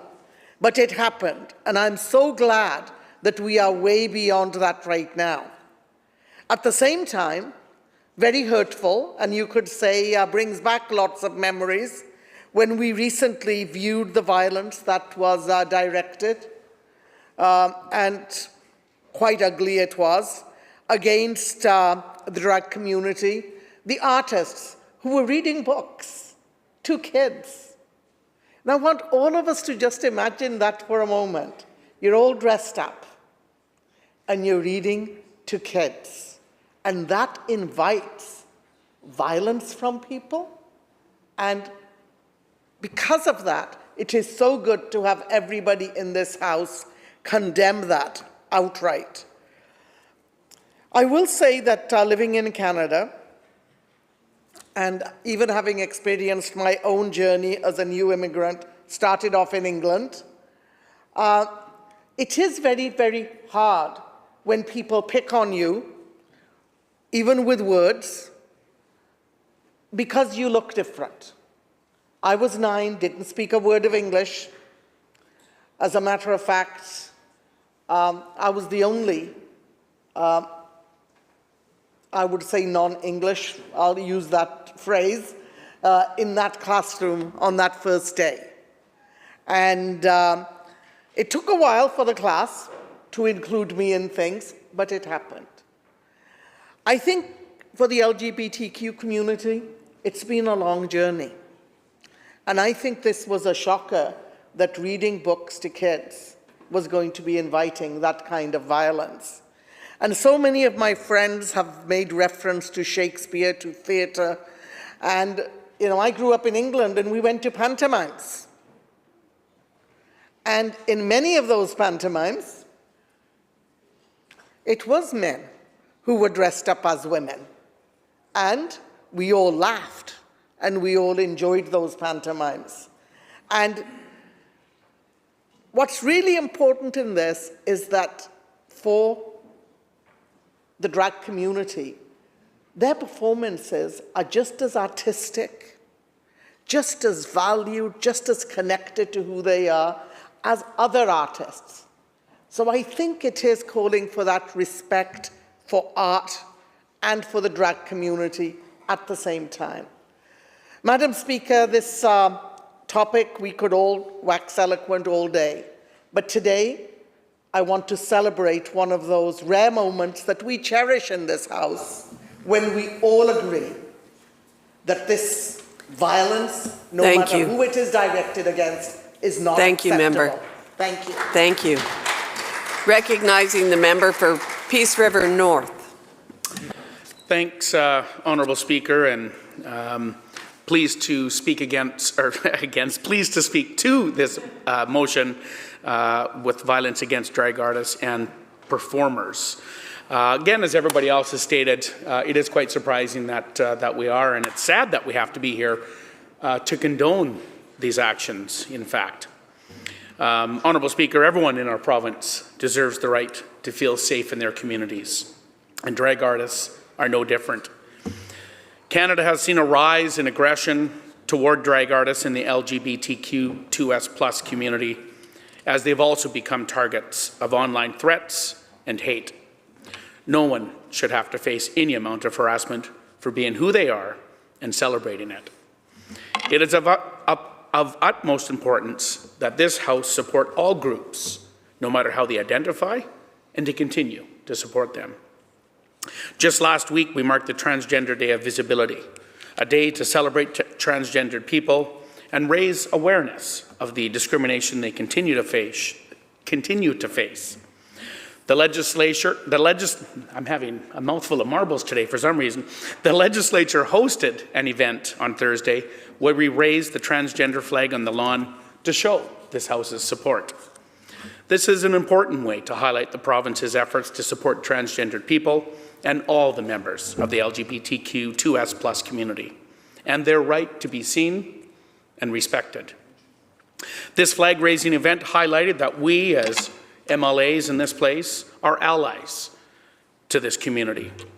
But there is always more work to be done to end discrimination that individuals frequently face. On that particular day, as we celebrated the achievements and increasing visibility of trans people in BC, we also acknowledge that many still face severe discrimination, stigma, and systemic inequality. In fact, trans people are disproportionately overrepresented when it comes to poverty, with many living in poverty at elevated rates.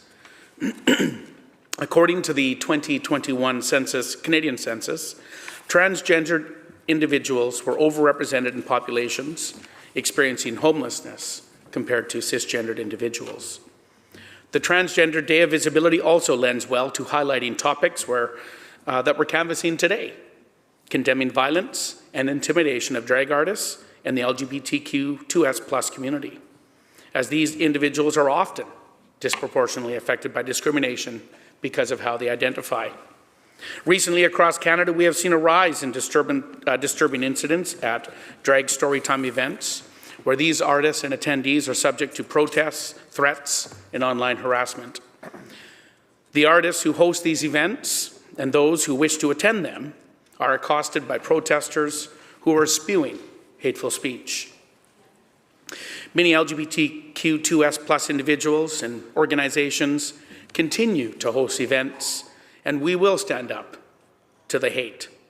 However, there are genuine concerns that these protests may turn violent. As hate crime rates have seen a significant uptick over these recent years, it is now more important than ever that we do what we can to promote inclusivity and condemn such hateful words and actions. Honourable Speaker, as a former school teacher myself, I understand the importance of children and individuals having a safe space to learn in a positive environment. When I was teaching, it was integral that students felt comfortable in their learning environment, and that still holds true today. Drag story time at public libraries provide an opportunity for people to interact with drag artists and members of the LGBTQ2S+ community, and to do so in a safe environment away from stereotypes, transphobic rhetoric, and hate. It is unacceptable that these events are being bombarded with this hateful rhetoric. Homophobia and transphobia have no place in our province. Members of the LGBTQ2S+ community have the right to feel safe wherever they choose to go. While acceptance has improved over the years, these waves of protests should be concerning to us. Our caucus strongly condemns any form of hate facing drag artists in British Columbia. In this House, it's important that we all do what we can to ensure that these individuals feel safe across the province. The public, us in this House, the police, the justice system must take any kinds of violence or threats seriously and do our support and do Thank our you, member. part in supporting their interests. Thank you. Recognizing the member for Chilliwack, Kent. Thank you, Honourable Speaker, and thank you to my colleague for bringing forward this motion. Be it resolved that this House condemn violence and intimidation of artists and performers in the drag community. Honourable Speaker, I wasn't going to stand to speak to this motion today.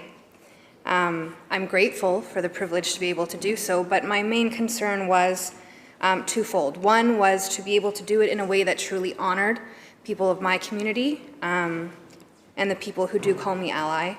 And the second was to do it in a way that didn't lead with anger. Because, Honourable Speaker, I must confess that is the predominant feeling here.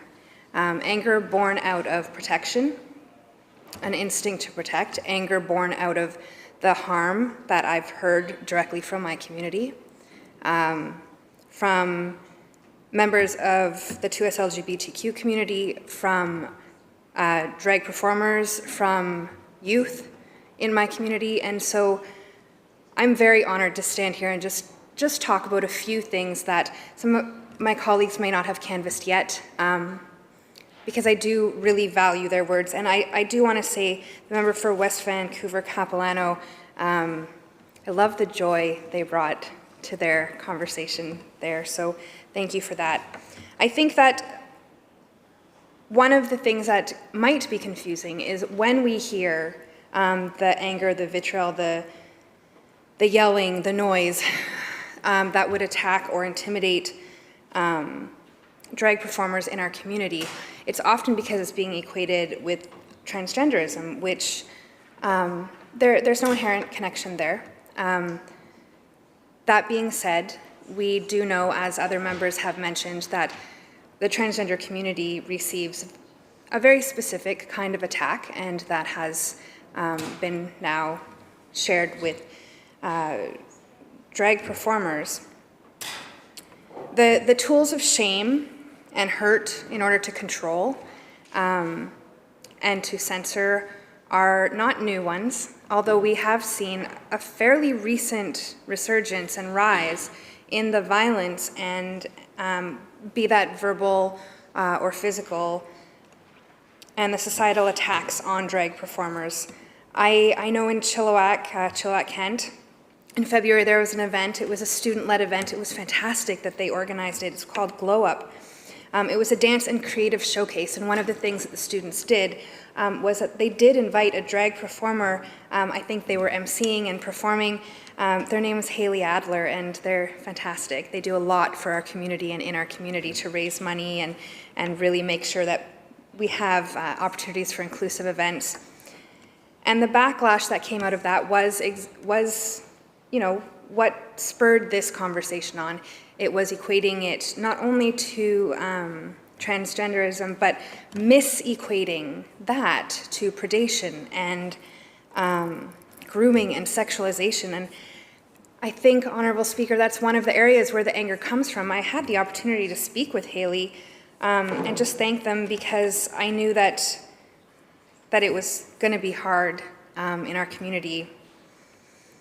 And even they said this is kind of new again. It's disappointing when we see it. And so I absolutely support the motion today, and I know that an additional reason that I do that is because the member from Peace River South talked about anti-bullying and the actions that have been brought into schools, and all I can think is, are the voices who are doing this, who are being disgusting, saying disgusting things about other human beings, misequating and attributing behavior and actions in a way meant to induce shame, which we know is an excellent mechanism for control. Did they graduate before that? Because that would make them not relevant in the schools today. So maybe, I hope that we're not seeing it in the school today.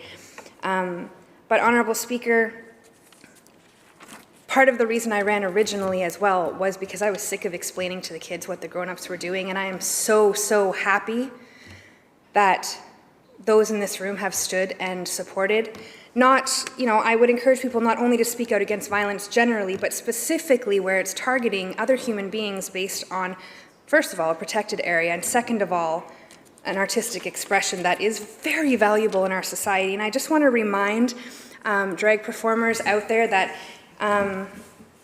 Thank you, and Bob Dylan, Madonna, and even the Beatles in 1964 on the grounds that the group Thank you, member. negatively influenced have been banned. So just keep doing what you're doing. Thank you. Thank you, member. Recognizing the member for Surrey South.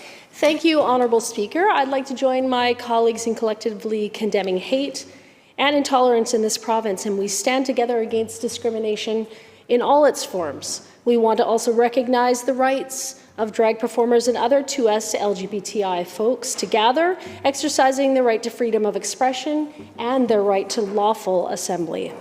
In Canada and in British Columbia, our right to be free from discrimination based on age, disability, sexuality, ethnicity, religion, gender identity, and expression are codified, not only by the Canadian Charter of Rights and Freedoms, but also in the Canadian Human Rights Act and the BC Human Rights Code. Certainly, with respect to the rights of 2S LGBTI people, public awareness and political pressure have sparked through community activism and protest. They were a catalyst to change, particularly change within the public acceptance of 2S LGBTQI folks as equals in society, deserving of health, happiness, and opportunity. However, it was, in fact, legislative challenges and change which have helped to solidify 2S LGBTQI rights. Douglas versus Canada in 1992 was the successful lawsuit against the military that resulted in the end of its discriminatory practice against gays and lesbians. Egan versus Canada in 1995 stands today as landmark Supreme Court legislation established that sexual orientation does constitute a prohibited basis under Section 15 of the Canadian Charter of Rights and Freedoms. And Halpern versus Canada in 2003 was the landmark court decision in the Court of Appeal of Ontario that found that the common law of definition of marriage violated the Canadian Charter of Rights and Freedoms, paving the way for the Civil Marriage Act. Although the rights of all people are enshrined in law, there has been a rise in instances of hate-motivated activity, crime, harassment, and intimidation, not only against the 2S LGBTI community, but against Indigenous folks and people of color in British Columbia. On January 30th of 2023, an example of this behavior was observed by the public after a video of an attack on a gay couple riding the Vancouver SkyTrain was uploaded to social media and then covered by local news.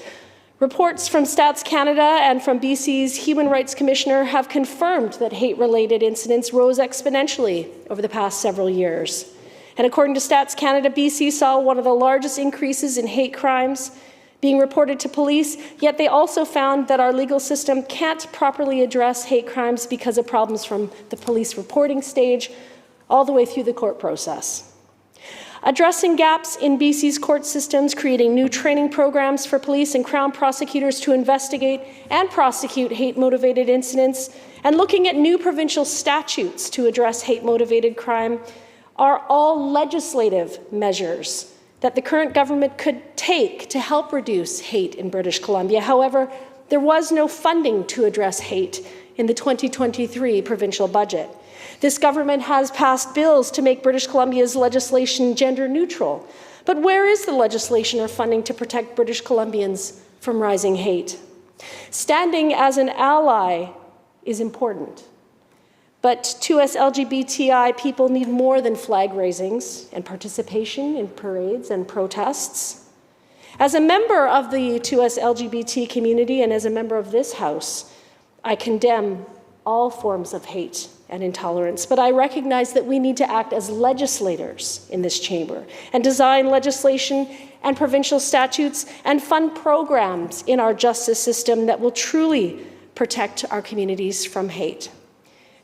This is our job. Thank you, Honourable Speaker. Thank you, member. Recognizing the member for Maple Ridge Mission. Well, thank you very much, Honourable Speaker, and I rise today in support of the motion that was brought forward by the member from Vancouver West End in regards to violence against drag artists and performers. As Parliamentary Secretary for Arts and Film, I'm very proud that drag performance art and programs have received funding through the BC Arts Council. Arts communities have actually worked very hard to promote equity, diversity, and inclusion, referred to as ED&I, in the sector. And the BC Arts Council has not only recognized the value of ED&I efforts, but has also taken significant steps towards systemic changes within arts funding to ensure that diverse and underrepresented communities are included in programs and operating funds, including working towards true and meaningful reconciliation with First Nations. Now, the fact that drag has actually been an art form that's been around for a very long time. Some say as far back as Greeks, but as we've heard today, with Shakespearean theater was certainly one where it's recognized that in the 17th century, women were not allowed to perform in Shakespeare's productions, and so men would play the parts. And it was during this, and there's some controversy over the term drag, but one of the more accepted versions is that the male actor's dress is dragged behind them, and hence drag. And this tradition continued throughout the decades and the years, but only became individualized when female impersonation became part of American vaudeville performances in the 20th century. And in fact, during the 1930s, female impersonation and drag became intertwined with gay culture. And of course, during that time, the broader society continued to criminalize gay culture, and there were many police crackdowns on gay bars. And in fact, the response was for the drag scene to move underground, and the gay community continued to flourish despite all of this. And in fact, at that time, it was illegal for them to even be served alcohol in bars or even to dance together. And of course, drag as an art form exploded in modern times, largely due to RuPaul, arguably the most famous drag queen in the world today. And RuPaul's very popular drag race actually changed the history of drag, let's say. Unfortunately, Honourable Speaker, the art form has come under attack by right-wing activists and politicians who cast a false light on drag. And much of this has started in the States, but it's come into Canada, and it's really unfortunate. Some of the members talked about Connie Smudge, a performer in January 2023 in Coquitlam. At the public library, there was a planned event, and there was a large anti-drag protest that happened, and it was there to intimidate. Now, of course, Connie met the protest with love and called for inclusion, and that, because to her the show must go on, and it did. Now, of course, other events, March 11th in Nelson, they had to cancel due to intimidation online. Police are investigating these hate-motivated incidents, and of course in Victoria and Kitsilano this happened as well. And it's not clear, Honourable Speaker, what's happening as far as organization, but it's clear the common themes include, homophobic and transphobic language and statements condemning SOGI 123. Well, Honourable Speaker, we all, in fact, everyone who's spoken today, celebrate the two LGBTQIA+ community, and recognize that this community has fought hard for basic human rights that many of us take for granted. And no one should ever be targeted for violence or repression. We all agree on that. But the reality is that the community does continue to face stigma and discrimination. And that puts people at greater risk for violence, poverty, mental health issues, and other complex challenges. And the recent attacks on the drag community are another example of this discrimination. And we have to make sure that these rights that have been so hard fought for are not eroded. And we can see this happening in the US, particularly around women's rights recently. And we really have to continue to continue that fight so that drag events can continue, because they are events that are inclusive, and they have kindness, and they are all about a model of inclusiveness, and we should encourage them. Now, the member of Kelowna Mission did bring up a couple of items about action. Well, when she attended the event with the transgender flag, that was the first time any government in British Columbia had risen that flag. And we've ensured that 60 school districts and First Nations have the SOGI Education Network. We have gender language and regulations and many other services. So noting the hour, Honourable Speaker, I'd like to move adjournment of the debate. Government House Leader. Honourable Speaker, I move that the House now adjourn. Yeah. Oh.